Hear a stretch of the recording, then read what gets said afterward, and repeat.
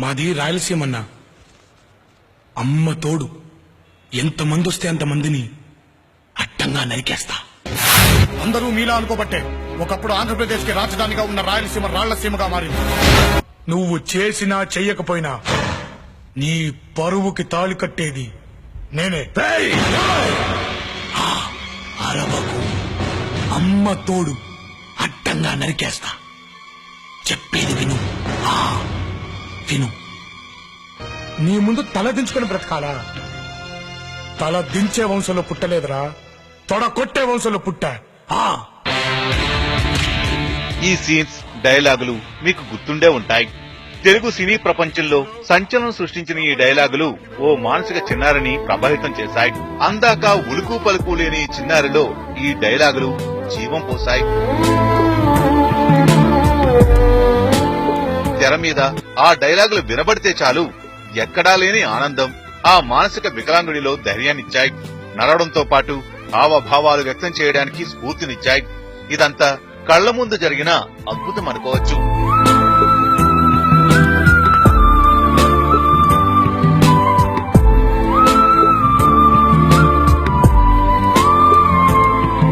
కడప నగరం రాజారెడ్డి వీధికి చెందిన సందాని ఫర్జానా దంపతులకు తొలి సంతానమే సుహైల్. పుట్టుకతోనే మానసిక వికలాంగుడిగా జన్మించాడు. తొలుత పుట్టిన పిల్లాడు బాగానే ఉన్నాడని అనుకున్నా ఏళ్లు గడిచే కొద్దీ అతనిలో అమాయకత్వం, మాటలు రానితనం, నడకరాని అంగవైకల్యం ఆ దంపతులను నిరాశ, నిస్పృహకు గురిచేశాయి. అయినప్పటికీ ఆ బిడ్డను అన్నారముద్దుగా చూసుకుంటున్నారు.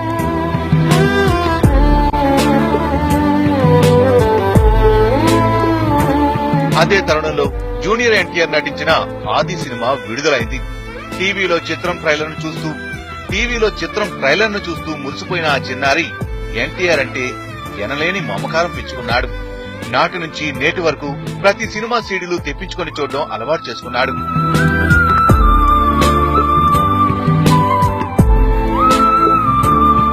పసితనంలోనే అభిమానం పెంచుకున్న ఈ మానసిక వికలాంగుడికి 18 ఏళ్లు నిండాయి.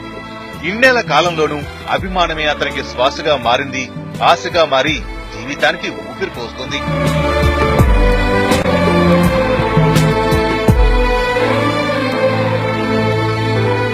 ఎన్టీఆర్ లా తొడగొట్టడం, డాన్స్ వేయడం వంటి పనులు తనకు రాకపోయినప్పటికీ అలా చేయాలని ప్రయత్నిస్తుంటాడు.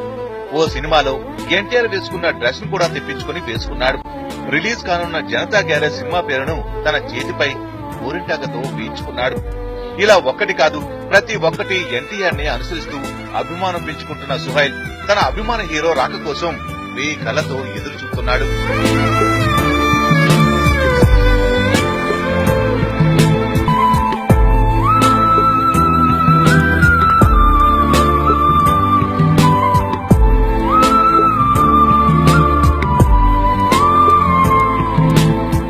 కడపలోని అమీర్పూర్ దర్గాను సందర్శించుకునేందుకు జూనియర్ ఎన్టీఆర్ వస్తున్నాడని ఎవరో చెప్పగా అతని రాక కోసం ఎదురు చూశాడు.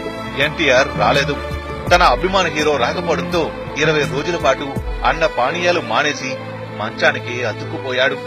ఆ తర్వాత రంజాన్ రోజు వస్తున్నాడంటూ చుట్టుపక్కల వారు చెప్పడంతో మళ్లీ మామూలుగా మారి అమాయకత్వంతో ఎన్టీఆర్ కోసం ఎదురు చూస్తున్నాడు.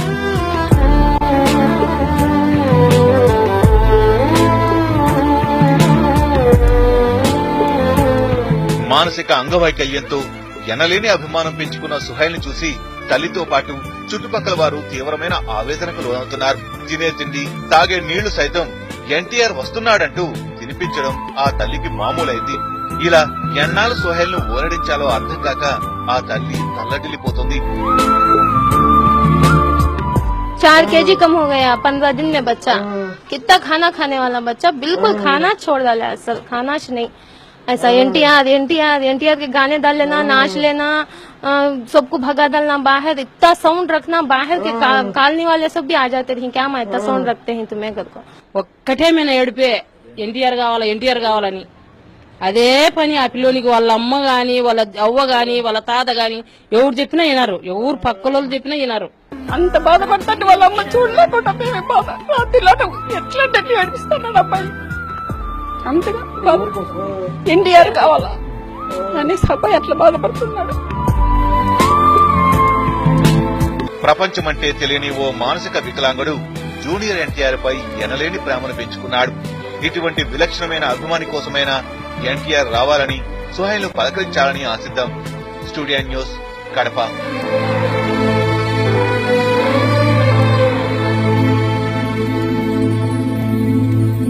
అభిమానం ఓ మానసిక వికలాంగుడికి జీవం పోస్తుంది.